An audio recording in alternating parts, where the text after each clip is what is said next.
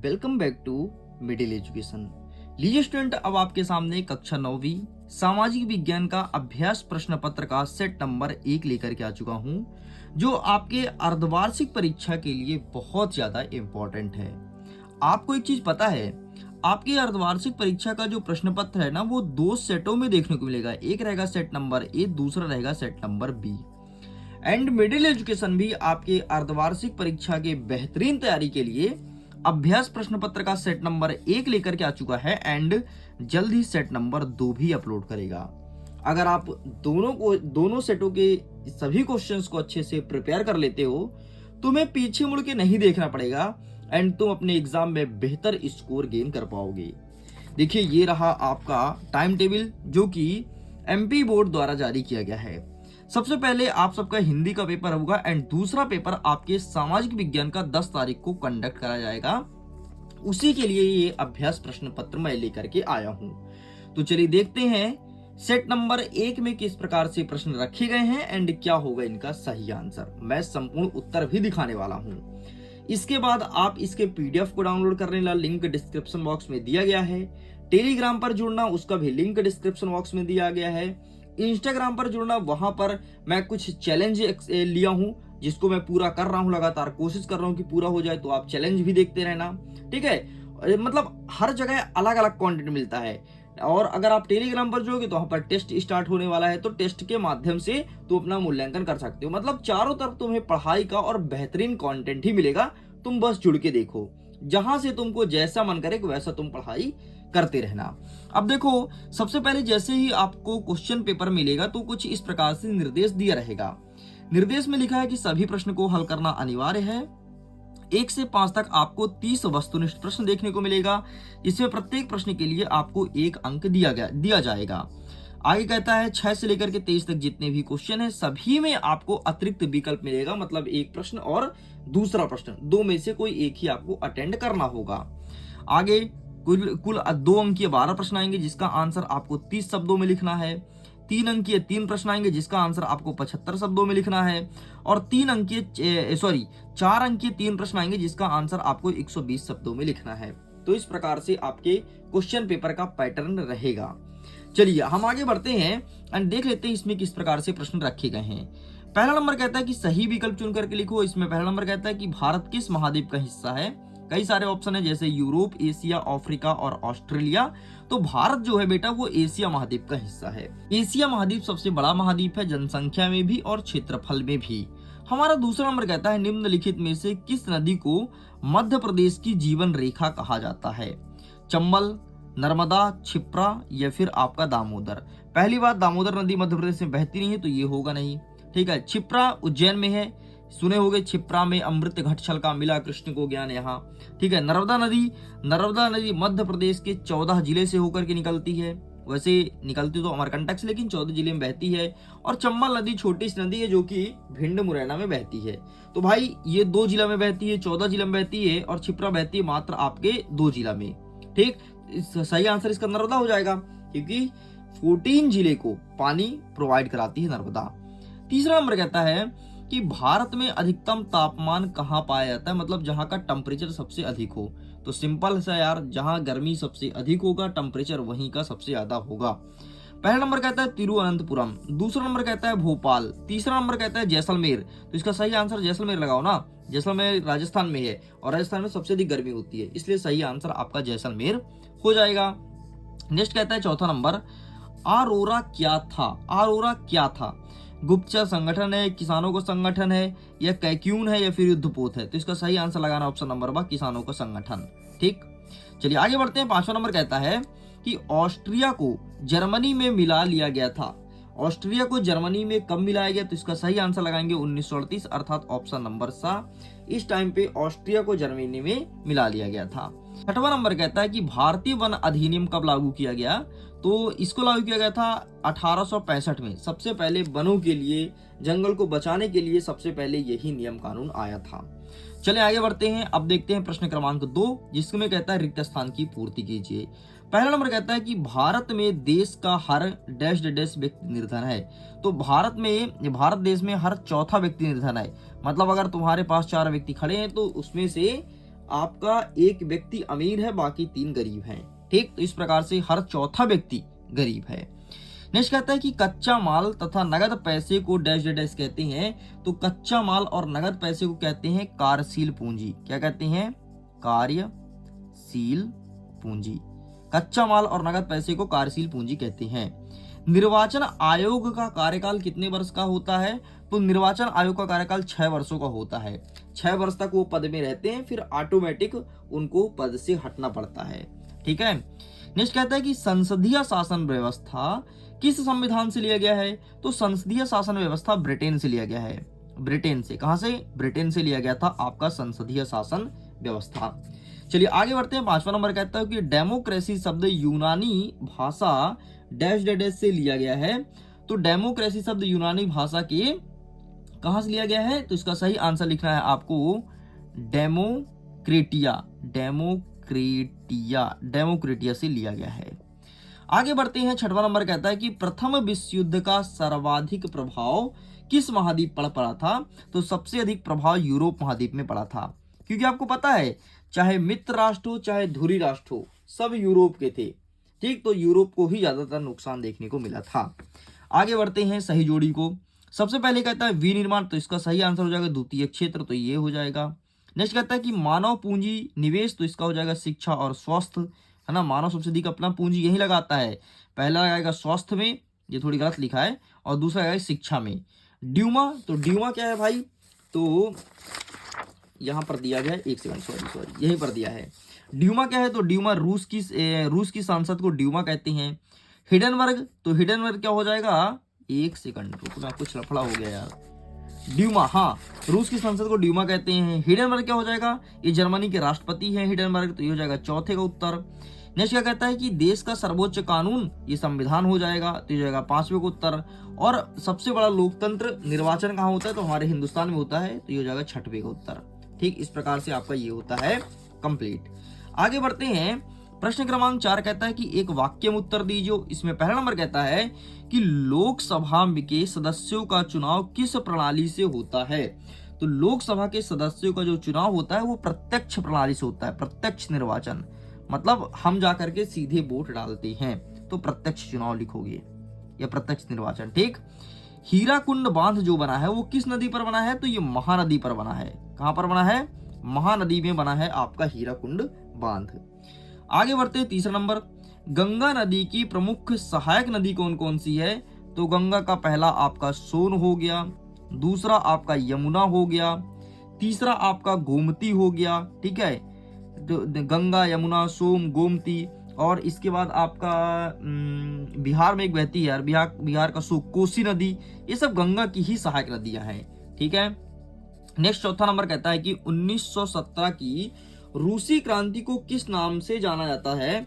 तो इसे कहते हैं अक्टूबर की क्रांति। अक्टूबर की क्रांति क्यों कहते हैं? क्योंकि यह अक्टूबर महीने में हुआ था। नेक्स्ट कहता है कि आर्थिक महामंदी की शुरुआत कब हुई थी? तो 1929 से आर्थिक महामंदी का शुरुआत हुआ। पालमपुर में सिंचाई का मुख्य साधन क्या था? तो कुहले मतलब कुआं टाइप से होता है एक, और वही मुख्य सिंचाई का साधन था पालमपुर गांव का। ठीक है, इस प्रकार से ये भी होता है कंप्लीट। आइए प्रश्न क्रमांक 5 को देखते हैं, जिसमें कहता है सत्य और असत्य बताइए। पहला नंबर कहता है कि वुलर झील का निर्माण भूगर्भीय क्रियाओं के परिणाम स्वरूप हुआ है, तो बिल्कुल सही है। दूसरा नंबर कहता है कि मौसम और जलवायु दोनों के तत्व एक समान नहीं होते हैं, तो बिल्कुल सही है। मौसम अलग चीज है, जलवायु अलग चीज है। जो मौसम है वो हर 3-3 माह में बदलते रहता है, लेकिन जलवायु पूरा वर्ष भर एक समान रहता है। ठीक। नेक्स्ट तीसरा नंबर कहता है भूमि मानवकृत संसाधन है। नहीं रे, भूमि मनुष्य ने थोड़ी बनाया है। मनुष्य बनाता तो अपने लिए बना लेता, जमीन काहे खरीदता। जो भूमि है वो प्राकृतिक संसाधन है। नेक्स्ट कहता है गरीबी हटाओ का नारा 1977 के लोकसभा चुनाव में दिया गया था। नहीं, झूठ बोलता है। 1977 में नहीं बल्कि 1971 में आया था गरीबी हटाओ का नारा। नेक्स्ट कहता है कि चंपारण सत्याग्रह में डॉक्टर राजेंद्र प्रसाद ने भाग लिया था, तो बिल्कुल सही है। अंतिम वाला कहता है कि भारत दुनिया का सबसे बड़ा लोकतंत्र देश है, तो बिल्कुल सही है। इस प्रकार से ये होता है कंप्लीट। अब चलो आप सब तैयार हो जाओ और आपके सामने 2 अंकीय प्रश्न का उत्तर मैं दिखाने वाला हूं। ज्यादा डिस्कस नहीं करूंगा, फटाफट आंसर दिखाऊंगा ताकि जल्दी से ये हो जाए कंप्लीट। हमारा पहला नंबर कहता है, मतलब छठवां नंबर कहता है कि भारत के अक्षांशीय और देशांतरी विस्तार को लिखिए। तो ये रहा भाई साहब, भारत का अक्षांतीय विस्तार 8 डिग्री 4 मिनट से लेकर के और 37 डिग्री 6 मिनट तक है। बस इतना तुमको लिखना था। नेक्स्ट अथवा कहता है कि मानसूनी अभिक्रिया से क्या अभिप्राय है। तो आयो फटाफट इसका आंसर भी दिखा देते हैं। ये रहा है आपके सामने मानसूनी अभिक्रिया। तो बस इतना आंसर लिखना है। साइड करते हैं। 7वां नंबर कह रहा है कि भारत के प्रमुख वन्य प्राणी अभ्यारण्य की 2 विशेषता बताइए। भारत के प्रमुख वन्य प्राणी अभ्यारण्य, ठीक है। तो ये रहा है आपके सामने भारत के प्रमुख वन्य अभय वन, ठीक है, पता नहीं क्या लिखा है, अभय वन की विशेषता, बाकी अभ्यारण्य है। तो इस प्रकार से आपको लिखना है। चलिए साइड करते हैं। अथवम कहता है कि फ्रांसीसी समाज में कर व्यवस्था कैसी थी, मतलब वहां का टैक्स सिस्टम कैसा था। तो फ्रांसीसी समाज में कर व्यवस्था, तो ये रहा है आपके सामने जी। यहां से इसका आंसर लिखना है और यहां तक आपको कंप्लीट करना है। That's it. चलो साइड करते हैं। 8वां नंबर कह रहा है कि प्रथम विश्व युद्ध की रूस की क्रांति पर क्या प्रभाव पड़ा था। तो आओ दिखा देते हैं क्या प्रभाव पड़ा था रूस की क्रांति पर। तो ये रहा इसका आंसर। आप इसका भी स्क्रीनशॉट ले लो, यहां से लेकर के यहां तक लिख देना, ठीक है। आगे बढ़ते हैं। अथवा कहता है कि टोंगिया खेती क्या है समझाइए। टोंगिया खेती क्या है समझाइए। तो आइए इसके भी आंसर को जल्दी से देख लेते हैं। ये रहा, ठीक है। टोंगे या तेंगे भी एक प्रकार की स्थानांतरित खेती होती है जिसमें कृषक वन वृक्ष को लगाने और वृक्ष की पंक्तियों के बीच कृषि फसलों को एक साथ उगाने की अनुमति दी जाती है। मतलब क्या करता है किसान, जो पेड़ होते हैं तो पेड़ के बीच में जो जगह होता है वहां पर किसानी कर लेता है, इसे कहते हैं टोंगे खेती, ठीक है। नेक्स्ट देखो 9वां नंबर कहता है कि 5 लोकतांत्रिक देश का नाम बताओ। आओ फटाफट 5 लोकतांत्रिक देश का नाम देखते हैं। तो ये रहा है आपके सामने 5 लोकतांत्रिक देश, नॉर्वे, आइलैंड, स्वीडन और न्यूजीलैंड और डेनमार्क, ठीक है। ये सभी लोकतांत्रिक देश हैं। आप भारत का भी नाम लिख सकते हो। नेक्स्ट अथवम कहता है कि संविधान निर्माण के आवश्यक हैं, मतलब संविधान निर्माण की आवश्यकता क्यों पड़ी, ठीक है। तो इसका आंसर भी देख लो, ये रहा, क्यों आवश्यक है, ठीक है। तो किसी भी देश के शासन व्यवस्था को सुचारू रूप से चलाने के लिए संविधान आवश्यक है। संविधान सरकार की मूल संरचना और इनके कार्यों को प्रदर्शित कर देश की शासन को संचालित करता है। आगे बढ़ते हैं। 10वां नंबर देखते हैं। हमारे देश में संविधान की व्याख्या का अधिकार किसे प्राप्त है, मतलब संविधान का वर्णन कौन करता है हमारे देश में। तो ये रहा, हमारे देश में सर्वोच्च न्यायालय को इसके व्याख्या का अधिकार प्राप्त है संविधान का, ठीक है। आगे बढ़ते हैं। अथवम कहता है कि अर्थव्यवस्था के क्षेत्रों को उदाहरण से समझाओ। तो अर्थव्यवस्था के 3 क्षेत्र है, प्राथमिक है, ठीक है, इसके बाद आपका द्वितीयक है, इसके बाद आपका तृतीयक है, ठीक है। तो ये 3 क्षेत्रों में से इनका एग्जाम्पल भी लिखना है। तो आओ मैं दिखा देता हूँ फटाफट कि इनका सही आंसर क्या लिखोगे। तो ये रहा भाई साहब आपके सामने पहला, दूसरा और तीसरा क्षेत्र, ठीक। ये रहा प्राथमिक क्षेत्र, एग्जाम्पल क्या लिखोगे, कृषि वानिकी लिखोगे, मछली पकड़ना लिखोगे, खनन लिखोगे। द्वितीय क्षेत्र में क्या लिखोगे, कपड़ा, हस्तशिल्प और उद्योग। और तृतीय क्षेत्र में क्या लिखोगे, सेवा परिवहन, ठीक, सेवा और परिवहन लिखना। बस इतना लिख के कंप्लीट करना है। चलिए इस प्रकार से यहां तक होता है कंप्लीट। आगे बढ़ते हैं। 11वां नंबर कह रहा है कि भारत के दो प्रमुख पक्षी अभ्यारण्य का नाम लिखना है ना, जहां पर क्या होता है, पक्षियों को संरक्षित किया जाता है, ठीक है। तो आइए इसका आंसर दिखा देता हूँ फटाफट। ये रहा है आपके सामने 2 पक्षी अभ्यारण्य। सबसे पहले है केवला देवी घाना राष्ट्रीय उद्यान और दूसरा है आपका बौनरघाटा राष्ट्रीय उद्यान, ठीक, ये लिखना है। अथवम कहता है रूसी क्रांति के प्रमुख कारणों में से कोई 2 कारण हमें लिखना है।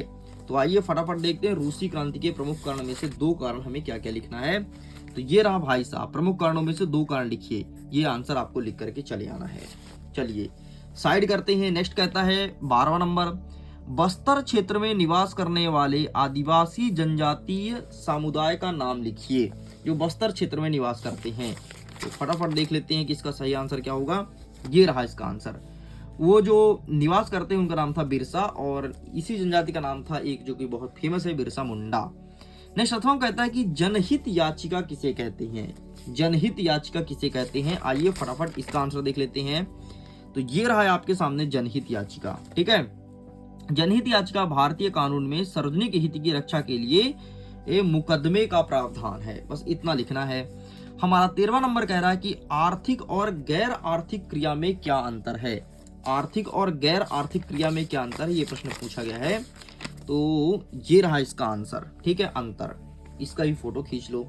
आगे बढ़ते हैं। तो हम कहता है कि मानव संसाधन और अन्य संसाधन में किस प्रकार अलग है।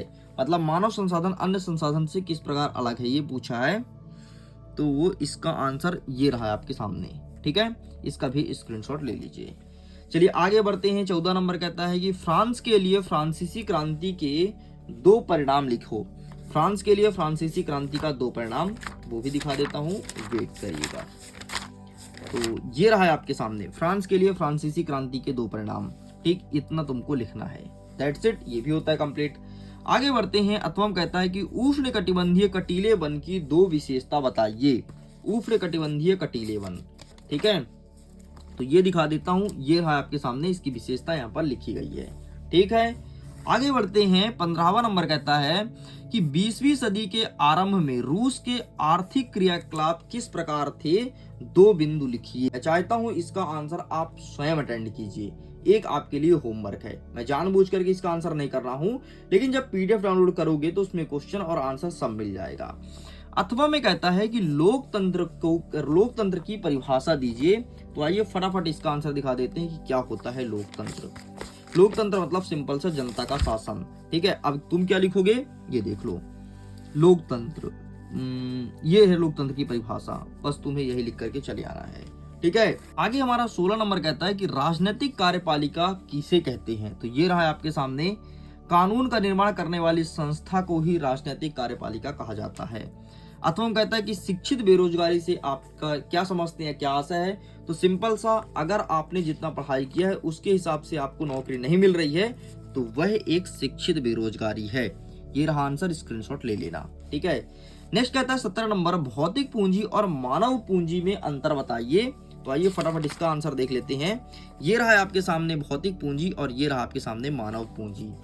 चलिए साइड करते हैं। अथवा कहता है कि फ्रांस की क्रांति की शुरुआत किन परिस्थितियों में हुई, कोई 2 बिंदु लिखना है कि आखिरकार फ्रांस की क्रांति हुई क्यों, ठीक है। तो आइए 2 बिंदु दिखा देता हूं जो आपको लिख करके आना है। फ्रांस की क्रांति की शुरुआत किन परिस्थितियों में हुई, तो ये परिस्थिति यहाँ पर लिखा गया है, तो आप इसका फोटो खींच लीजिए। चलिए आगे बढ़ते हैं। 18 नंबर कह रहा है कि महाभियोग क्या है, समझाइए। ये रहा है आपके सामने महाभियोग, प्लीज आप इसका फोटो खींच लो। आगे बढ़ते हैं। अथवा कहता है कि राष्ट्रपति की कौन सी शक्तियां होती है। तो राष्ट्रपति की शक्तियां, ये रहा आपके सामने, इसका भी फोटो खींच लीजिए।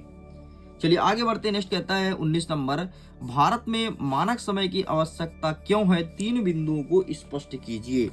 तो भारत में मानक समय की आवश्यकता क्यों है, तो इसका आंसर फटाक से दिखा देता हूं कि 3 बिंदु आपको क्या पढ़ के जाना है, ठीक है। तो ये रहा भाई साहब, आप इसका भी फोटो खींच लो, ठीक। आगे बढ़ते हैं। अथवा कहता है कि रेशम मार्ग पर संक्षिप्त टिप्पणी लिखिए। तो आइए रेशम मार्ग पर दिखा देता हूं। ये रहा है आपके सामने रेशम मार्ग पर टिप्पणी, तो आप इसका फोटो खींच लीजिए, ठीक है। आगे बढ़ते हैं। 20वां नंबर कहता है कि प्रधानमंत्री के कौन कौन से कार्य हैं, ठीक है, ये चीज बताना है, प्रधानमंत्री के कौन कौन से कार्य हैं, ठीक। तो आइए कार्य देख लेते हैं। ये रहा प्रधानमंत्री के कार्य, तो आप इसका फोटो खींच लीजिए। आगे देखते हैं। अथवा कहता है कि प्रधानमंत्री के कार्य और शक्तियों को वर्णन करो, ठीक है। प्रधानमंत्री के कार्य और शक्ति बताना है, तो ये रहा प्रधानमंत्री के कार्य और शक्ति, आप इसका फोटो खींच लीजिए। इस प्रकार से आपका ये सब कुछ कंप्लीट होता है। आगे बढ़ते हैं। 21 नंबर कहता है कि लोकतंत्र में अधिकारों की जरूरत क्यों पड़ी, क्यों आपको अधिकार चाहिए लोकतंत्र में, ठीक है। तो ये रहा इसका आंसर, आप इसका भी फोटो खींच लीजिए, ठीक। इतना लिख करके कंप्लीट करना है। आगे बढ़ते हैं। अथवा कहता है कि भारत के मानचित्र में दर्शाइए तिब्बत का पठार, हिमालय पर्वत, अमृतसर, भोपाल और कच्छकर्ण, ठीक है।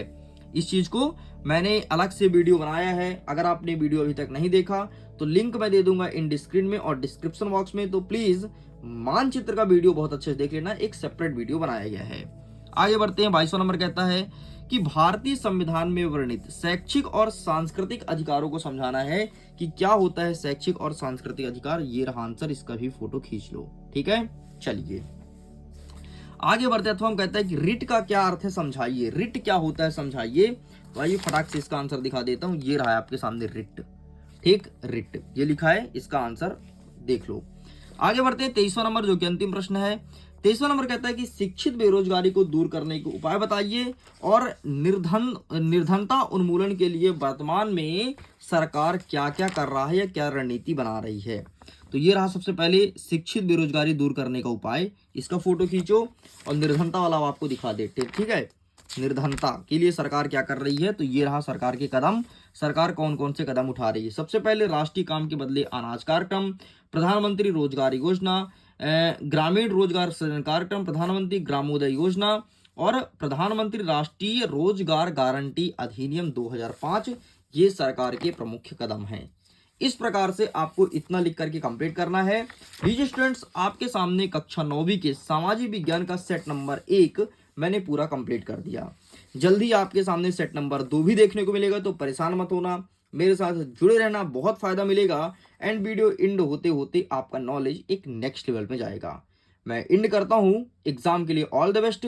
पीडीएफ को डाउनलोड कीजिए, लिंक डिस्क्रिप्शन बॉक्स में दिया गया है। Okay, bye bye.